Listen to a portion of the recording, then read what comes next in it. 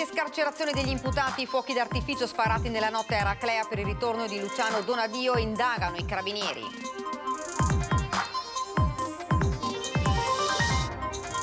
Il sindaco Zanchini fa il punto con maggioranza e opposizione, dei fuochi si occuperanno le forze dell'ordine. Vogliamo ribadire che gli abitanti di Eraclea sono estranei a questa vicenda, non accettiamo strumentalizzazioni. Individuato dalla polizia locale l'uomo che ha travolto e lasciato agonizzante Fabrizio Copetti all'Arcella, è un 58enne, ora denunciato le sue parole: pensavo di aver colpito un cartello. Inchiesta una bomber, tra gli 11 indagati il nome nuovo è quello di un 61enne cagliaritano che vive da anni a Gagliarina. Il sindaco: siamo basiti, si faccia chiarezza. Tra Martellago e Romano di Zelino resta l'angoscia per la sorte del 60enne disperso nel disastroso terremoto in Turchia. Domani sera nel Veneziano una veglia di preghiera. Oltre 2000 lavoratori anche dagli stabilimenti di Santa Maria di Sala e Padova. La manifestazione contro la chiusura di Safilo. A Longarone occupata la statale Alemagna, in prima fila il vescovo Marangoni. Domani la protesta degli operai sbarca a Sanremo. Far crescere il turismo sul Montello coinvolgendo il territorio, questo è l'obiettivo di 7 sindaci insieme in un progetto che vede il comune di Montebelluna capofila.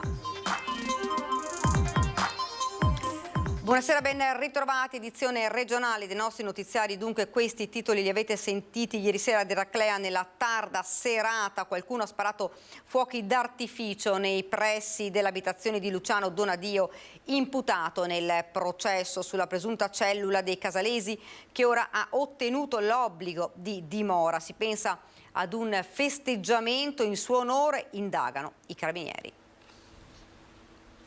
Ma veramente? Fuochi d'artificio ieri sera ad Eraclea per festeggiare la liberazione di Luciano Donadio. I razzi sarebbero partiti proprio in corrispondenza della dimora dell'imputato nel processo sulla presunta cellula dei Casalesi, attiva per anni nel Veneto orientale, di cui è considerato il boss e che ora ha ottenuto l'obbligo di dimora. Sono stata informata già ieri sera di questo episodio che è successo verso le 10:30, 10:40. Mi hanno riferito che è un episodio durato pochissimi minuti, quindi l'interpretazione che vogliamo dare è quella: probabilmente hanno deciso di festeggiare così, ma sono subito intervenuti i carabinieri, i quali stanno facendo gli accertamenti anche sulla mancata autorizzazione di questi fuochi, dei quali nessuno aveva chiesto nulla in comune. L'amministrazione intanto è pronta a prendere provvedimenti in merito all'episodio avvenuto ieri sera. Si pensa che sia stato solo un festeggiamento tra familiari e gli autori del gesto ora rischiano solamente una multa. È un effetto di stupore perché non ce l'aspettavamo. Naturalmente il fatto che lui sia libero di girare gli è previsto dal provvedimento del giudice solamente la dimora nel comune dove ha eletto la residenza e di conseguenza è una sua libertà e facoltà a girare per tutto il paese. Diciamo che non ci stupiamo di questo proprio perché è nelle sue facoltà. Il processo è in corso, ma nell'attesa della sentenza è stata disposta la liberazione per Donadio come per tutti gli altri imputati. Dopo un anno e mezzo di commissariamento, ora il comune di Eraclea punta al rilancio con iniziative e convegni, ma l'opposizione, pur condividendo le parole del sindaco, puntualizza la mancata adesione ad avviso pubblico. Ho un rammarico quello di aver presentato la mozione per aderire all'avviso pubblico che non è stata accolta. Ecco, io credo che si poteva fare di più in questi 2 anni e mezzo in termini di educazione civica. Il sindaco però non ci sta e spiega le sue ragioni. Perché io la vedo come una strumentalizzazione politica, così come è stata posta e così come c'è la provenienza di avviso pubblico che secondo me non è completamente neutra a un'appartenenza politica. Ritengo che sia l'ennesimo tentativo di strumentalizzare un argomento per fare notizia o per fare un po' di clamore. Ed ora andiamo a Padova. È stato individuato il presunto pirata della strada che avrebbe investito il bancario Fabrizio Copetti, morto lunedì sera a Padova. L'investitore è un 58enne padovano. Sentite cosa ci dice ai nostri microfoni. Ho fatto la rotonda, ho sentito un botto sul vetro e praticamente non ho visto niente, non ho visto nessuno. Ero convinto di aver preso, dopo sono sceso, di aver preso un cartello, ma dopo ho visto il cartello per terra, ero convinto di aver preso un cartello di quelle dei cantieri che si mettono per terra, perché il vetro da come era messo sembrava con due... ho detto, ho preso il cartello, ho rotto il vetro. E sono andato via, ma mi sono fermato a guardare perché ho detto il botto, che cos'è successo, che cosa c'è che non... Perché anch'io sono rimasto così. Sono ritornato indietro, glielo ripeto, ho messo le 4 frecce, sono andato a piedi a guardare 20-30 metri così e ho visto il cartello per terra e ho detto ho preso il cartello, ho rotto il vetro. Per l'uomo o chi era, da dove è sbucato, da dove veniva o che era buio vestito di scuro, io non l'ho proprio visto. Continua a ripetere queste parole Michele Salmaso. Il 58enne padovano è ritenuto essere il pirata della strada che avrebbe investito lunedì sera la rotonda tra via del Plebiscito e via Avanzo a Padova Fabrizio Coppetti, il 55enne bancario dell'Unicredit trovato agonizzante e poi morto in ospedale.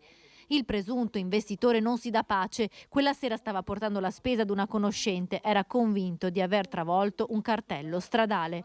Non ero preoccupato di niente, convinto proprio che fosse stato il cartello, non ero preoccupato di aver preso qualcos'altro.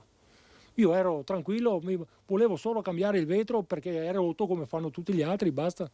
La sua auto, una Citroen C1, è già stata sequestrata ieri sera dagli uomini della polizia locale di Padova. Ci sono vistose ammaccature sul parabrezza. Ad incastrarlo sarebbero le immagini delle telecamere della zona che avrebbero ripreso anche Fabrizio Coppetti a piedi e il passaggio dell'auto. Grazie alla targa i vigili sono risaliti al 58enne che ora risulta denunciato per omicidio stradale e omissione di soccorso. L'uomo, quando la polizia locale si è presentata alla sua porta, è rimasto incredulo e ora il suo pensiero va ai familiari del bancario morto. Certo che mi dispiace per l'uomo, prima anche il suo collega sul video, mi dispiace certamente per l'uomo che se è successo così. È logico, se posso essere di aiuto anche per lui o per qualcuno che gli sta dietro, non so chi, volentieri in qualche maniera, anche perché io sono povero, non ho soldi, io qui sono in affitto, per cui non ho praticamente quasi niente tranne che il reddito, poi ho anche problemi fisici, robe varie, per cui la vita per me è molto difficile andare avanti ormai già da tanto tempo, quindi io mi sentivo tranquillo finché non sono arrivati i vigili che mi hanno detto così. Fabrizio Coppetti, dirigente di banca nella filiale Unicredit di zona Stanga, lunedì sera stava rincasando nella sua abitazione di via Donorione all'Arcella. Da buon camminatore era solito andare al lavoro a piedi. Il suo corpo agonizzante, accasciato sullo spartitraffico, è stato notato da un automobilista che ha dato l'allarme intorno alle 6:30. Domani sera la comunità di Martellago si riunirà in preghiera per Angelo Zen, l'imprenditore 60enne disperso in Turchia dopo il terremoto. Speriamo bene, insomma, che finisca bene tutto questo. Non fanno che ripetere queste parole a Maerne e Martellago da quando si è saputo che l'imprenditore 60enne Angelo Zen è l'unico disperso italiano a causa del violento terremoto che ha colpito la Turchia e dove Zen si trovava per lavoro. La famiglia, che non lo sente da domenica, si è chiusa nel silenzio. Un viavai continuo da ore qui in via Mulino, dove c'è l'abitazione di Angelo Zen, motivo per cui la moglie Patrizia, che ha chiesto più volte di essere lasciata stare, ha deciso di far posizionare queste transenne. La comunità è in apprensione, lo stesso sindaco non lascia il telefono nella speranza di ricevere notizie dalla Turchia, nonostante le difficoltà logistiche, come ha ribadito più volte il ministro degli esteri italiani, che è in costante contatto con la Farnesina. È l'unico italiano disperso in Turchia, ma penso che sia una tragedia mondiale, quindi dobbiamo essere tutti uniti e avere la speranza che Angelo torni a casa il prima possibile dalla propria famiglia per riabbracciarla. Lei ha già pensato a un'iniziativa? Sì, come comune e come parrocchia di Maerne, grazie anche a Don Siro, domani sera alle 18:30 sarà organizzata una messa, una preghiera di speranza appunto per Angelo. Zen si trovava al Sara Hotel, completamente distrutto dal sisma, situato nella città turca dove si è registrato l'epicentro. Originario del Varesotto, ha vissuto a Romano de Zelino e da alcuni anni si è trasferito a Maerne, dove vive con la moglie Patrizia. Crisi Safilo, oggi in 2000 hanno preso parte allo sciopero e alla imponente manifestazione per il salvataggio dello stabilimento di Longarone, in attesa di un incontro al Mise. Il prossimo 22 febbraio a Venezia è fissata la riunione del tavolo convocato dalla Regione, cui dovrebbe partecipare la proprietà, che il 10 marzo presenterà il piano industriale.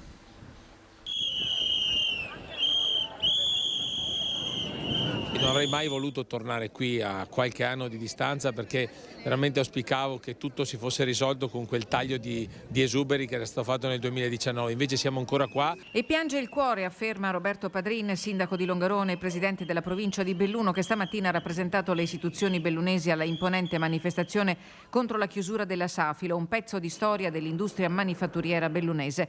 Padrin domani porterà una rappresentanza dei lavoratori a Casa Sanremo, dove in queste giornate assieme alla musica si presentano le eccellenze della provincia di Belluno.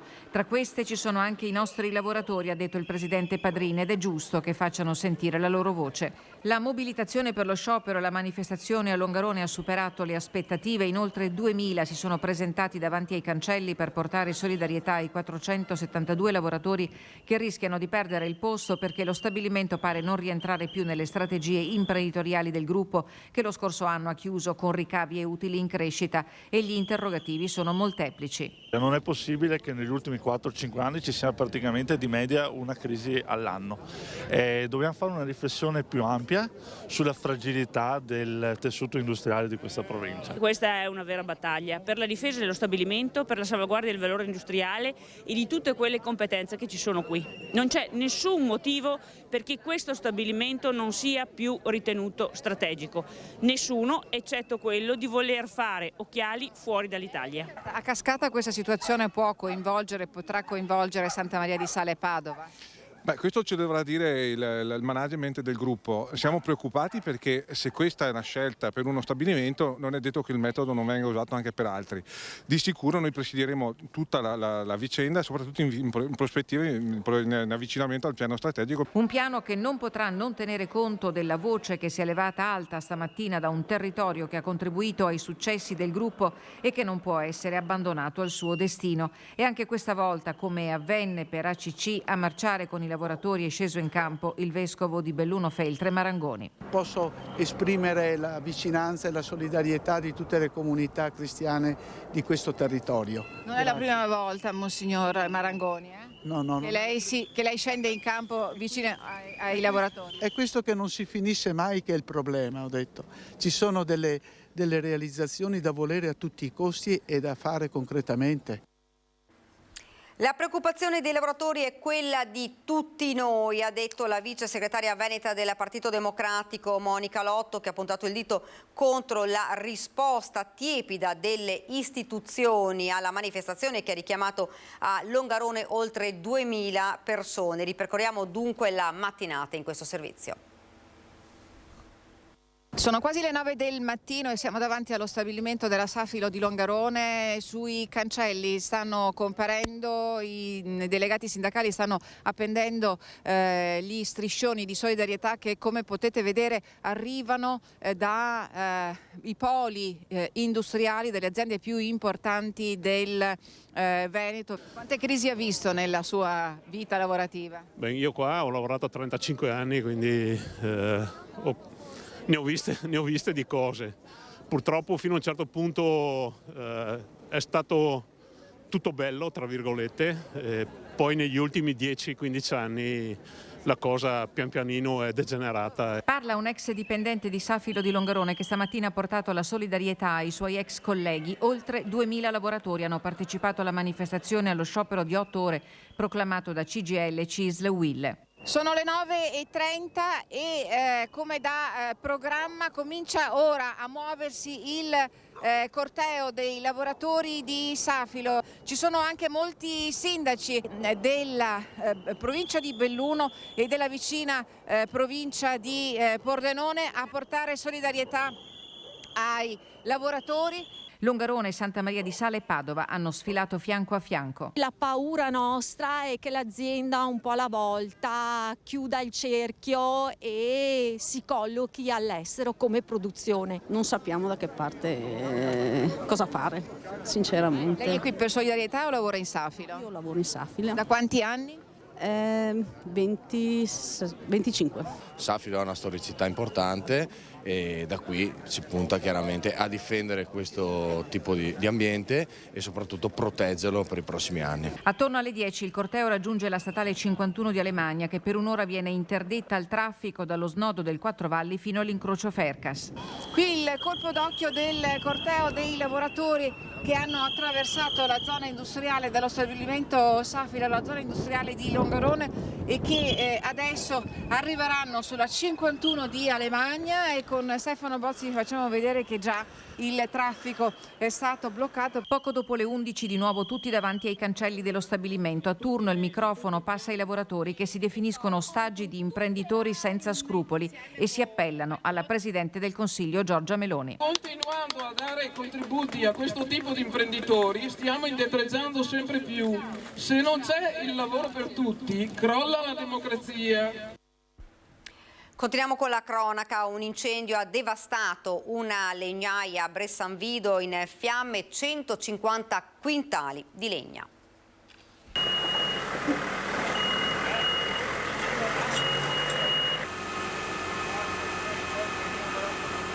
Il fuoco ha divorato più di 150 quintali di legna. Paura nel pomeriggio di oggi a Bressanvido, in via San Benedetto. Le fiamme hanno divorato la legnaia della famiglia Matteazzi. A dare l'allarme è stato un passante. Immediata la chiamata al 115 con 2 squadre dei vigili del fuoco di Bassano giunte sul posto. In aiuto sono arrivati anche alcuni contadini che hanno riempito d'acqua una botte che poi hanno gettato sul rogo. L'immediato intervento dei vigili del fuoco e degli agricoltori della zona ha evitato che le fiamme si propagassero anche alle altre cataste di legna che si trovavano proprio a ridosso di quelle andate a fuoco.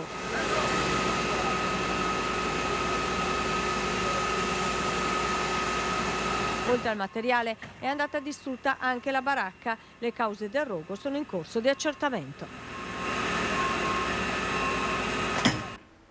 Ed ora l'inchiesta Una Bomber. Tra gli 11 indagati il nome nuovo è quello di un 61enne cagliaritano che vive da anni a Gaiarine. Il sindaco Siamo Basiti si faccia chiarezza. Sono rimasto ovviamente basito, perché mai mi sarei aspettato un nostro concittadino. Non è uno che abbia vita sociale, che sia conosciuto in piazza. C'è stupore innanzitutto nelle parole del sindaco Diego Zanchetta. Il nuovo indagato tra gli 11 dell'inchiesta Una Bomber bis, riaperta e condotta dalla Procura della Repubblica di Trieste, è un 60enne originario della Sardegna, residente a Gaiarine dai primi anni 90. La sua casa si trova in aperta campagna tra i filari di vite, poco distante il confine con il Friuli Venezia Giulia, nella zona epicentro delle esplosioni che tanta paura, dolore e apprensione crearono tra il 1994 e il 2006. Incredulità anche tra i pochi vicini di casa.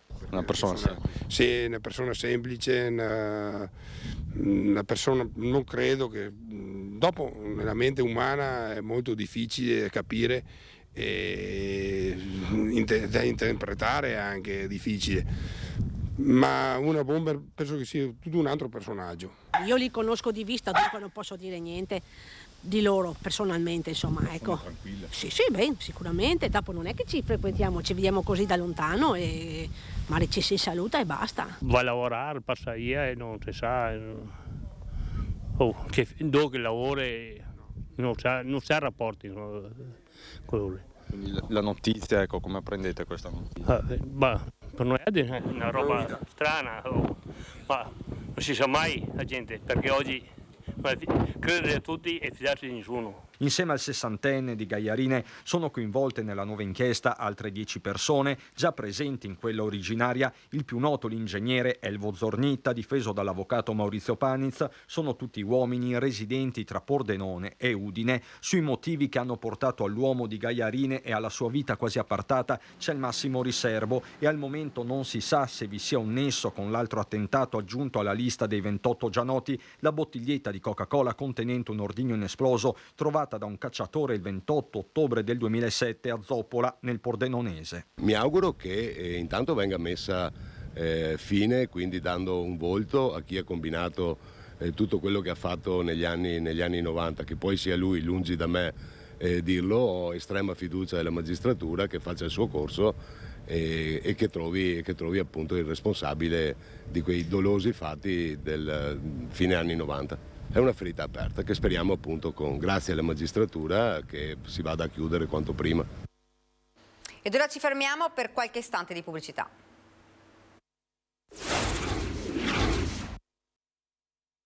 Siamo tornati in studio, andiamo ad Arcugnano, lancia un sasso contro il lunotto di un'auto in sosta mandandolo in frantumi, ma viene identificato qualche giorno dopo, minorenne denunciato dai carabinieri di Brendola. Ha mandato in frantumi il cristallo del lunotto posteriore di un'auto, provocando 600 euro di danni. Il minorenne è stato denunciato dai carabinieri di Brendola. Tutto è successo ad Arcugnano il 22 gennaio, quando dopo la mezzanotte il proprietario dell'auto, che ha poi sporto denuncia, ha raccontato ai carabinieri di aver visto un giovane staccarsi dal gruppetto formato da altri 4 ragazzi, lanciare un sasso contro il veicolo, mandando in frantumi il cristallo del lunotto posteriore. Immediatamente dopo il lancio del sasso, il gruppetto si era allontanato velocemente. I carabinieri di Brendola, all'esito dell'attività investigativa, sono riusciti a rintracciarlo e denunciarlo alla procura presso il Tribunale per i minorenni di Venezia. Dovrà rispondere del danneggiamento del mezzo, mentre è al vaglio la posizione degli altri 4 giovani.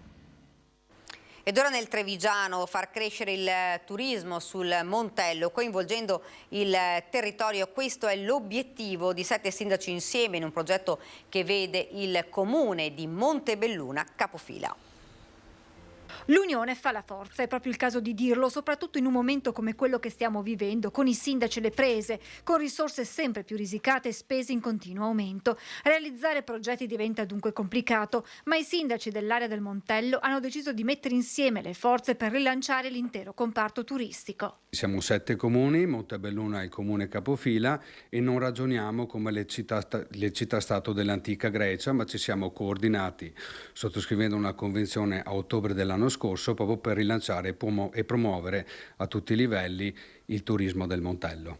Un progetto partito 4 mesi fa che intende coinvolgere non solo la parte istituzionale ma anche tutte le attività interessate dalla macchina turistica, perché sia, spiega il sindaco, espressione del territorio. Abbiamo la necessità di dialogare proprio con gli stakeholders del Montello. Stiamo già facendo delle riunioni in tal senso. La scorsa settimana abbiamo fatto una riunione a Giavera, a Volpago e anche a Montebelluna, proprio per andare a intercettare i bisogni ma soprattutto le idee propositive di chi il Montello lo vive. Turismo culturale, enogastronomico e naturalistico, cicloturismo, forme diverse di un turismo comunque dinamico, slow, non di massa. Questo è l'obiettivo dei 7 sindaci.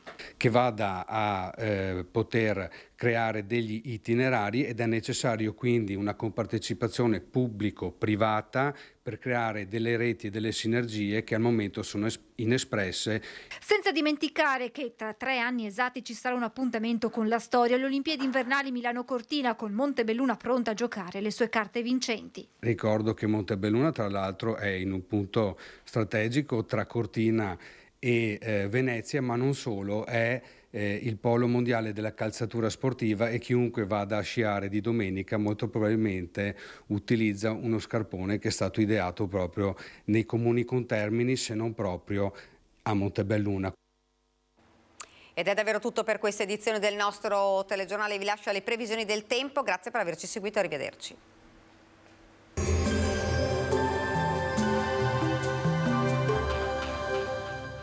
Cooperativa Agricola Volpago offre carne fresca di prima qualità. Ci trovi a Volpago del Montello, Pieve del Grappa, Tre Baseleghe e presso lo spaccio del contadino a Dolo e Massanzago. Bentrovati al meteo. L'Italia sta affrontando l'apice dell'ondata di freddo artico causata da correnti nord-orientali che continueranno a insistere anche sul nostro territorio. Il tempo si manterrà buono. Vediamo il dettaglio. Sul Veneto la grafica di giovedì 9 febbraio ci mostra una situazione soleggiata con ottima visibilità. Possibile soltanto una residua nuvolosità nelle prime ore sui settori meridionali della pianura. Temperature stazionarie minime sotto zero ovunque, massime invece tra i 4 e i 5 gradi. Spostiamoci ora sul Friuli Venezia Giulia. Anche qui la giornata sarà caratterizzata da un cielo in prevalenza sereno, al massimo velato, ma comunque senza piogge. Temperature minime tra lo 0 e i meno 3 gradi, massime sui 4-6 gradi all'incirca. Infine diamo uno sguardo al Trentino Alto Adige, dove dominerà il sole ovunque, il cielo sarà sgombro da nubi dappertutto. Temperature minime intorno ai meno 4 gradi, massime sui 5-6 gradi.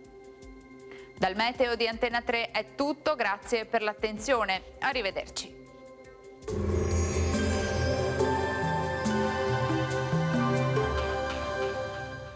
Cooperativa Agricola Volpago offre carne fresca di prima qualità. Ci trovi a Volpago del Montello, Pieve del Grappa, Tre Baseleghe e presso lo spaccio del contadino a Dolo e Massanzago.